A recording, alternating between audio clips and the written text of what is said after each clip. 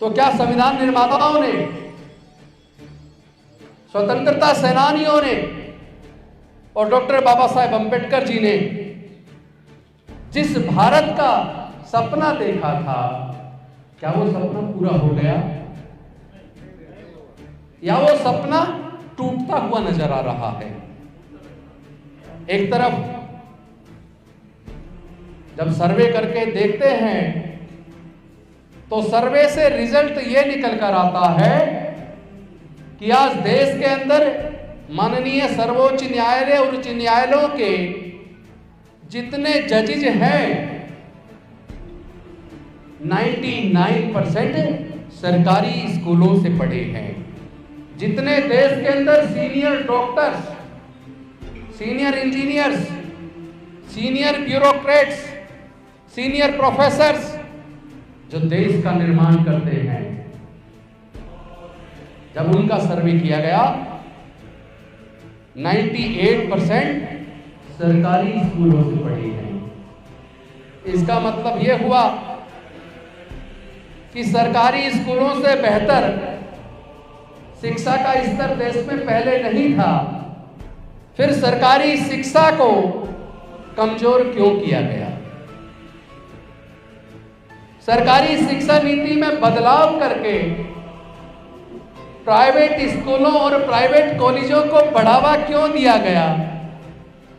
कहीं ऐसा तो नहीं कि जो लोग 3500 साल तक जिन्होंने जाति की वजह से देश में गुलामी का जीवन जिया, 3500 साल तक जाति की वजह से उत्पीड़न झेला, जो 3500 साल तक काम करते रहते थे एक दिन में 18-18 घंटे और काम के बदले में पैसे नहीं मांगते थे, लेकिन संविधान बन जाने के बाद जब वो संविधान की दृष्टि से समान हो गए, जब उनके पढ़ने लिखने के रास्ते खुल गए और गरीब से गरीब के परिवार के बच्चे डॉक्टर, इंजीनियर, जज, कलेक्टर बनने लगे, तब जातिवादी मानसिकता के लोगों के पेट में दर्द हो गया और वो सोचने लगे कि अगर गरीबों के बच्चे पढ़ लिखकर डॉक्टर, जज, इंजीनियर और कलेक्टर बनेंगे तो उनके बच्चों के सामने कंपटीशन हो जाएगा। फिर उनकी फैक्ट्रियों में और उनके खेतों में सस्ते मजदूर कहां से आएंगे? और उन्होंने साजिश रच के हमारे लोगों के हाथ से एक झटके में 2 चीजें छीन ली। वो 2 चीजें क्या थी? वो 2 चीजें वो थी जिन्होंने हमारे 3500 साल की गुलामी की जंजीरों को तोड़कर हमारे विकास के रास्ते खोलकर आगे बढ़ने का रास्ता बनाया। जब हम लोगों को स्कूलों में प्रवेश मिलना शुरू हो गया, हम लोगों को सबके साथ बैठकर पढ़ने का मौका मिलने लगा, तो हमारे लोग पढ़ लिख कर, मेहनत कर कर, बाबा साहेब का कहना मानकर, क्योंकि डॉक्टर बाबा साहेब अंबेडकर ने जो पहली बात कही, शिक्षित बनो, लोगों ने इसको गंभीरता से लिया। लोगों ने कहा कम खा लेंगे, कम पहन लेंगे, लेकिन हम अपने बच्चों को पढ़ाएंगे जरूर। हम कोई ऐसा काम नहीं करेंगे जिससे हमारे बारे में कोई गलत राय बनाए।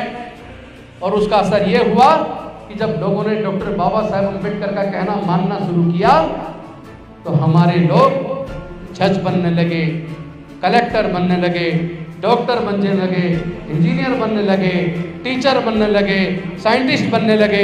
हर क्षेत्र में हमारे लोगों ने अपने पराक्रम के, अपनी काबिलियत के झंडे गाड़ दिए। लोगों के पेट में दर्द हो गया।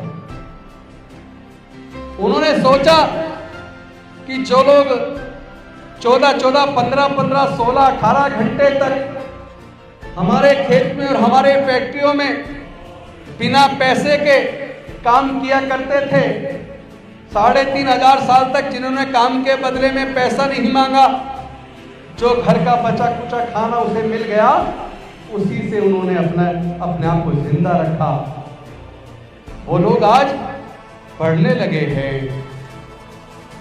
अफसर बन के हमारे बराबर बैठने लगे हैं, कलेक्टर बनने लगे हैं, डॉक्टर बनने लगे हैं, इंजीनियर बनने लगे हैं, जज बनने लगे हैं, साइंटिस्ट बनने लगे हैं। और इसके बनने से घर में कुछ पैसा आने लगा, पढ़ने से बुद्धि आई, ज्ञान आया, और घर में जब पैसा आया तो पैसे से आत्मविश्वास आया,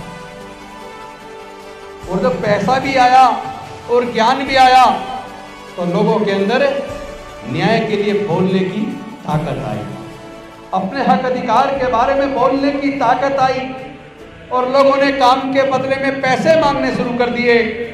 8 घंटे से ज्यादा काम कराने पर ओवर टाइम मांगना शुरू कर दिया, और जो पैसे नहीं देता था उस जमींदार को कह दिया कोई और मजदूर ढूंढ लो, मैं तेरे खेत में काम नहीं करूंगा। उस बड़े जमींदार के पेट में दर्द हो गया, इसके बोलने की ताकत आ गई।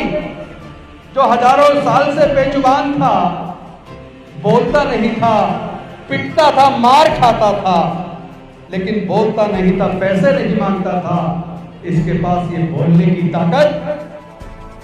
इनके लिए जो डॉक्टर बाबा साहेब अम्बेडकर ने पढ़ने का रास्ता खोल दिया, रिजर्वेशन देकर सरकारी नौकरियों का रास्ता खोल दिया, क्योंकि इतना पैसा तो था नहीं कि हम व्यापार कर रहे हैं, और व्यापार करने पर धार्मिक बंदिश 3500 साल तक लगा के